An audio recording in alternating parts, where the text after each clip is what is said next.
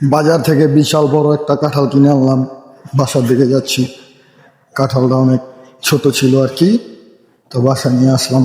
বাসায় নিয়ে আসার পরে কাঁঠালটাকে ভাঙলাম, ভেঙে দিই মাশাআল্লাহ অনেক সুন্দর সুন্দর কাঁঠালের রোয়া, খেতে খুব সুস্বাদু ছিল, অনেক ভাল লাগছিল এত ছোট একটা কাঁঠাল।